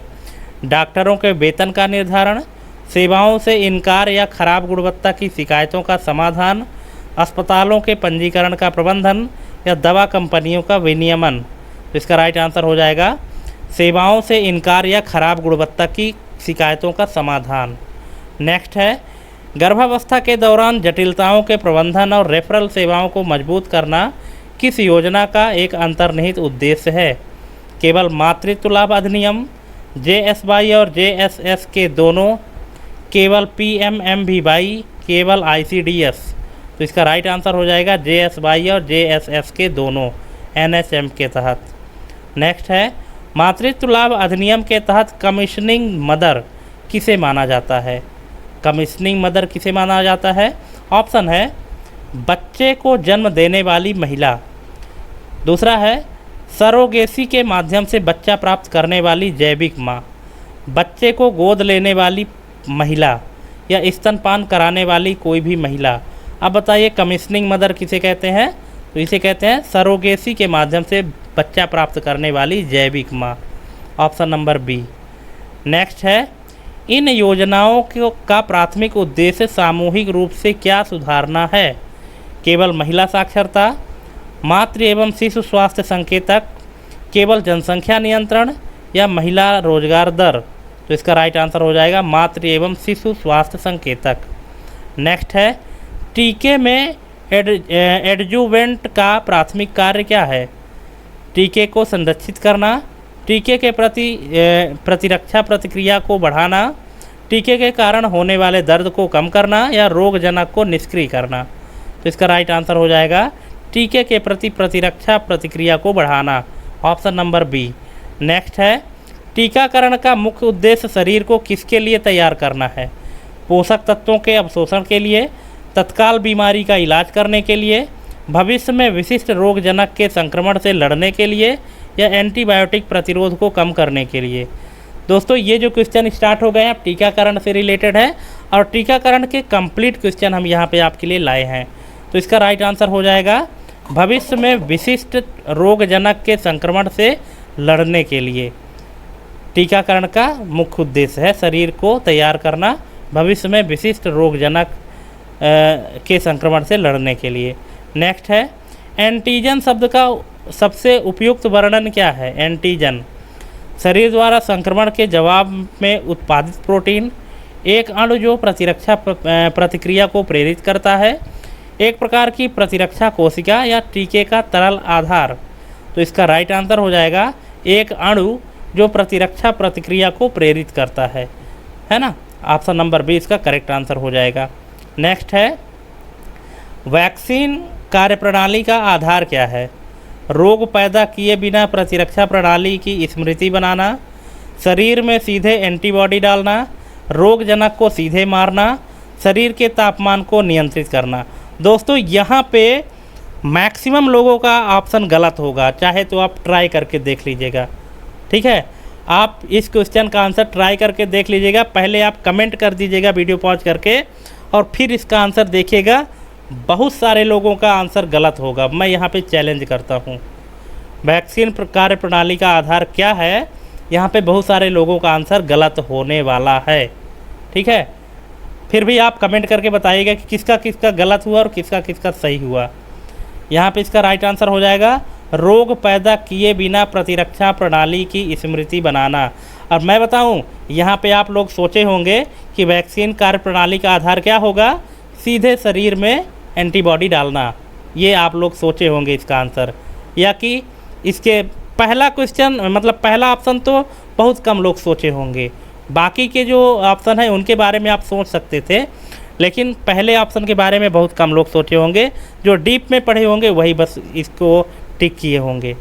ठीक है, देखिए इस तरह के भ्रामक विकल्प आते हैं, भ्रम उत्पन्न कर देते हैं। नेक्स्ट है, कोल्ड चेन बनाए रखने का सर्वोपरि महत्व क्यों है? टीके की चोरी रोकने के लिए, टीके के परिवहन को आसान बनाने के लिए, टीके की शक्ति और प्रभावशीलता बनाए रखने के लिए, या टीके की लागत कम करने के लिए। इसका राइट आंसर हो जाएगा टीके की शक्ति और प्रभावशीलता बनाए रखने के लिए। नेक्स्ट है, निष्क्रिय प्रतिरक्षा की क्या विशेषता है? यह लंबे समय तक चलती है, यह शरीर द्वारा स्वयं उत्पन्न होती है, यह पहले से तैयार एंटीबॉडी प्राप्त करने से मिलती है, यह केवल टीकाकरण से प्राप्त होती है। तो ये है, यह पहले से तैयार एंटीबॉडी प्राप्त करने से मिलती है। नेक्स्ट है, एक कंट्राडिकेशन टीकाकरण के संदर्भ में क्या दर्शाता है? टीके की प्रभावशीलता में कमी, एक स्थिति जिसके कारण टीका नहीं दिया जाना चाहिए, टीके का एक सामान्य दुष्प्रभाव, टीके की खुराक बढ़ाने की आवश्यकता। तो जो कंट्राडिकेशन है तो ये क्या दर्शाता है? एक ऐसी स्थिति जिसके कारण टीका नहीं दिया जाना चाहिए।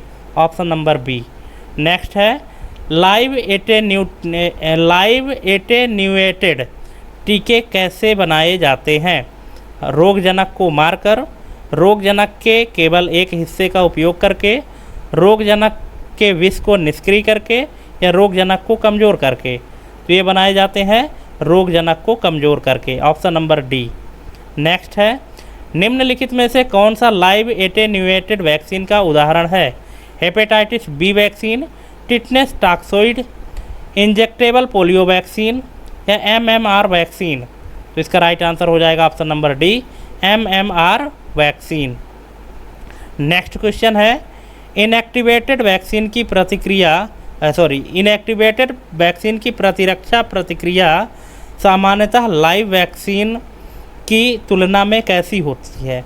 अधिक मजबूत और लंबे समय तक चलने वाली, कमज़ोर और बूस्टर खुराक की आवश्यकता हो सकती है, केवल सेलुलर प्रतिरक्षा उत्पन्न करती है, या तुरंत सुरक्षा प्रदान करती है। तो दोस्तों इसका राइट आंसर हो जाएगा कमज़ोर और बूस्टर खुराक की आवश्यकता हो सकती है। Option number B. नेक्स्ट है, टॉक्सोइड टीके किसके विरुद्ध सुरक्षा प्रदान करते हैं?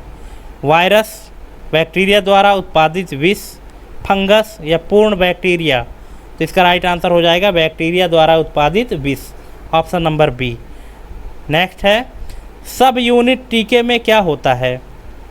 पूरा निष्क्रिय वायरस, कमज़ोर जीवित बैक्टीरिया, रोगजनक का केवल विशिष्ट एंटीजेनिक भाग, या निष्क्रिय जीवाणु विष। इसका राइट आंसर है रोगजनक का केवल विशिष्ट एंटीजेनिक भाग। ऑप्शन नंबर सी इसका करेक्ट आंसर हो जाएगा। नेक्स्ट है, mRNA टीके कैसे काम करते हैं? शरीर में सीधे एंटीबॉडी डालकर, कमज़ोर वायरस का उपयोग करके, शरीर की कोशिकाओं को एंटीजन बनाने का निर्देश देकर, या निष्क्रिय वायरस का उपयोग करके। तो इसका राइट आंसर हो जाएगा ऑप्शन नंबर सी, शरीर की कोशिकाओं को एंटीजन बनाने का निर्देश देकर। नेक्स्ट है, डीटीपी वैक्सीन में पी का क्या अर्थ है? आप डीटीपी का फुल फॉर्म पढ़े होंगे ना, तो यहाँ पे पी का क्या अर्थ है? पोलियो, पर्टूसिस, निमोनिया या पैरा इन्फ्लुएंजा। तो यहाँ पे इसका राइट आंसर हो जाएगा पर्टूसिस। डीटीपी का जहाँ पी का अर्थ है वो है पर्टूसिस। नेक्स्ट है, ओरल पोलियो वैक्सीन किस प्रकार का टीका है? ओरल पोलियो वैक्सीन ओपीवी जो है किस प्रकार का टीका है? इनएक्टिवेटेड, टॉक्सोइड, सब यूनिट या लाइव एटेन्यूएटेड। तो इसका राइट आंसर है live attenuated, option number D. Next है, रोटा वायरस वैक्सीन किस बीमारी से बचाता है? तो ये बचाता है गंभीर बचपन का दस्त, जिसको डायरिया भी कहते हैं। नेक्स्ट है, यूआईपी के तहत खसरा रूबेला वैक्सीन की पहली खुराक सामान्यतः किस उम्र में दी जाती है? तो ये दी जाती है 9 से 12 महीने पर, ऑप्शन नंबर सी। नेक्स्ट है, जापानी इंसेफेलाइटिस का टीका यूआईपी के तहत किन क्षेत्रों में दिया जाता है? सभी राज्यों में सार्वभौमिक रूप से, केवल शहरी क्षेत्रों में, स्थानीय जिलों में या केवल दक्षिणी राज्यों में? तो अब बताइए इसका राइट आंसर क्या होगा? इसका राइट आंसर हो जाएगा स्थानीय जिलों में, ऑप्शन नंबर सी। नेक्स्ट है, जन्म के समय हेपेटाइटिस बी वैक्सीन देने का प्राथमिक उद्देश्य क्या है? माँ से बच्चे में संक्रमण को रोकना, बच्चे की प्रतिरक्षा प्रणाली को मजबूत करना, भविष्य में होने वाली सभी यकृत रोगों से बचाना, अन्य टीकों की प्रभावशीलता बढ़ाना। दोस्तों हो सकता है यहाँ भी आपको डाउट का सामना करना पड़े, यहाँ भी आपको भ्रम उत्पन्न हो सकता है कि इसका राइट आंसर क्या होगा। प्लीज़ आप एक बार वीडियो पॉज करके क्वेश्चन नंबर 145 का आंसर कमेंट करिए क्या, और देखिए क्या सही हो रहा है कि नहीं। देखते हैं कि आप लोग कौन सा करेक्ट आंसर यहाँ पे सेलेक्ट करते हैं, और कमेंट करने के बाद फिर देखिएगा कि करेक्ट आंसर क्या होगा। ईमानदारी से, चीटिंग बिल्कुल नहीं करना है। इसका राइट आंसर हो जाएगा माँ से बच्चे में संक्रमण को रोकना। ये ऑप्शन बहुत कम लोग सोचे होंगे, मुझे पता है। बाकी ऑप्शन के बारे में आप सोच सकते थे, लेकिन पहला ऑप्शन आप कम सोचे होंगे। नेक्स्ट है, बीसीजी का टीका किस मार्ग से दिया जाता है? इंट्रामस्कुलर, सबक्यूटेनियस, ओरल या इंट्राडर्मल? तो इसका राइट आंसर हो जाएगा इंट्राडर्मल। बीसीजी का टीका जो दिया जाता है वो इंट्राडर्मल रूट से दिया जाता है। नेक्स्ट है, भारत में राष्ट्रीय टीकाकरण दिवस मुख्य रूप से किस बीमारी के उन्मूलन से जुड़ा है? खसरा, टिटनेस, पोलियो या टीबी? अब बताइए, जो एनआईडी है मतलब नेशनल इम्यूनाइजेशन डे, राष्ट्रीय टीकाकरण दिवस, तो मुख्य रूप से किस बीमारी के उन्मूलन से जुड़ा है? खसरा से जुड़ा है, टिटनेस से जुड़ा है, पोलियो से जुड़ा है या टीबी से जुड़ा है? तो ये जुड़ा है पोलियो से, ऑप्शन नंबर सी।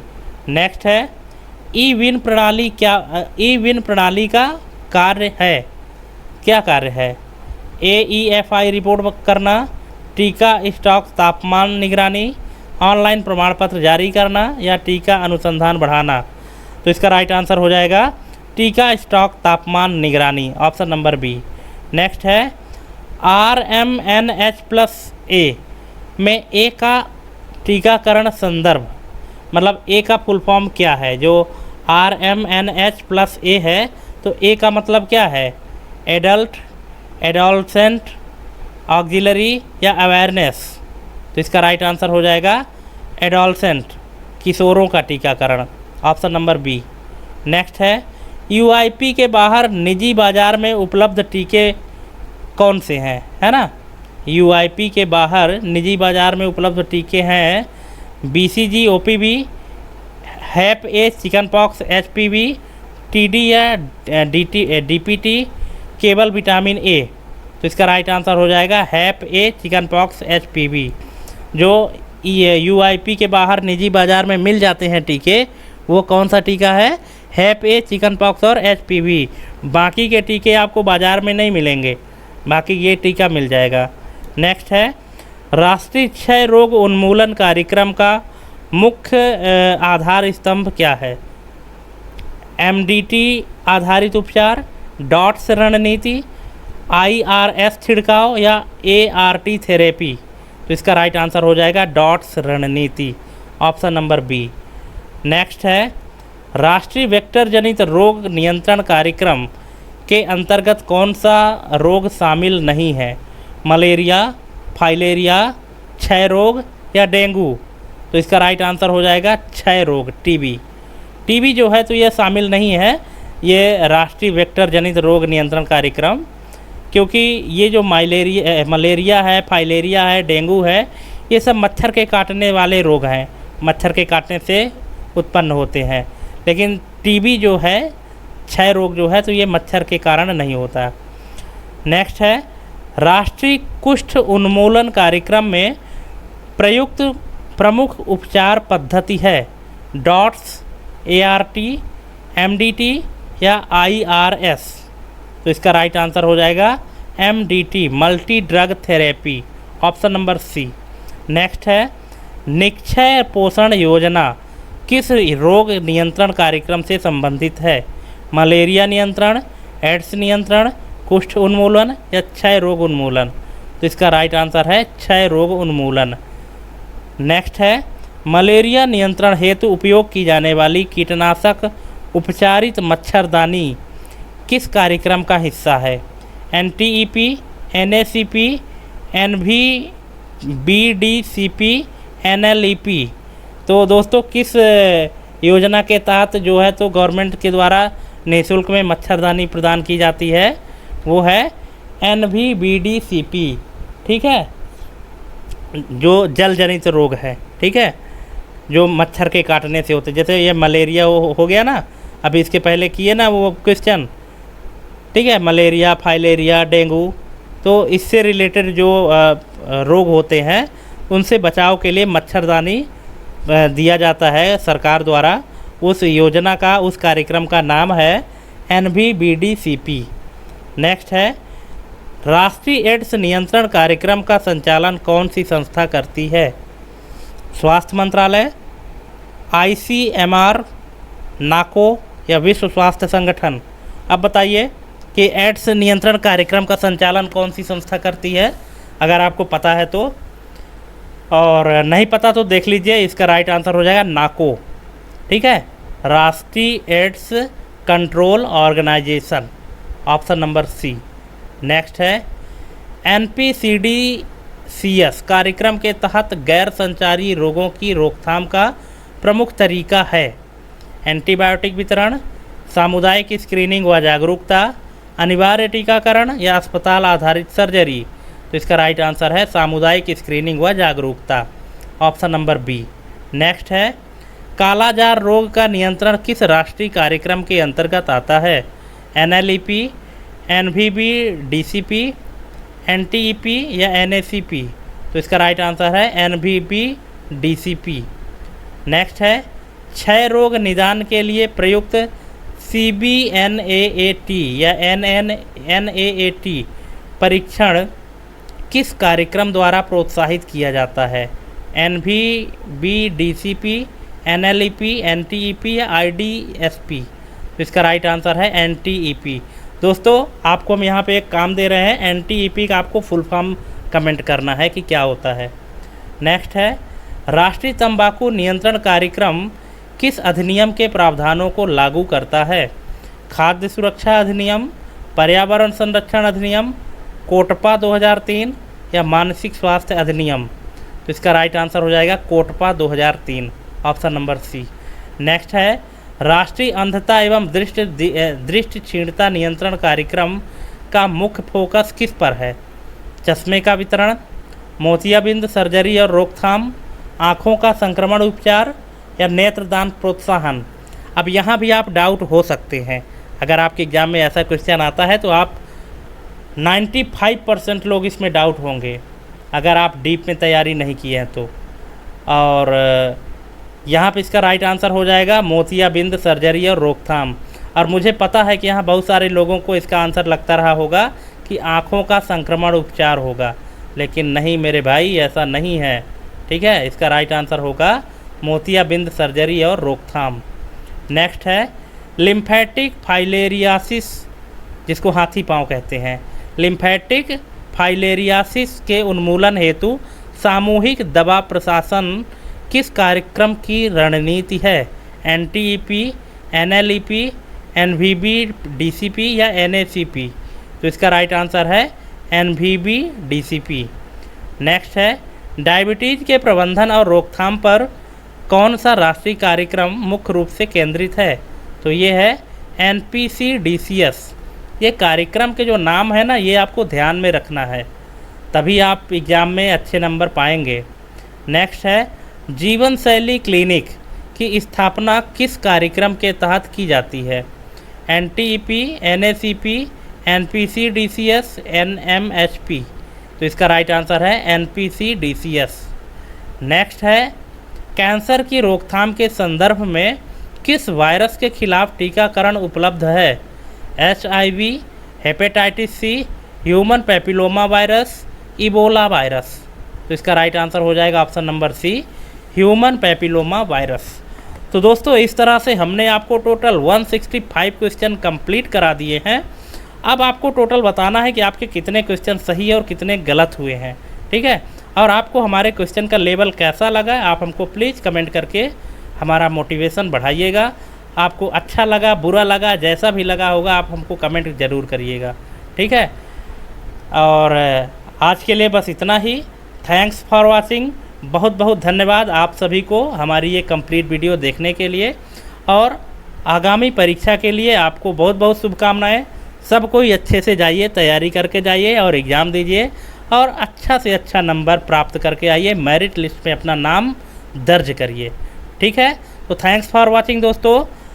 आज के लिए बस इतना ही, मिलते हैं अपने अगले वीडियो में। तब तक के लिए जय हिंद, वंदे मातरम।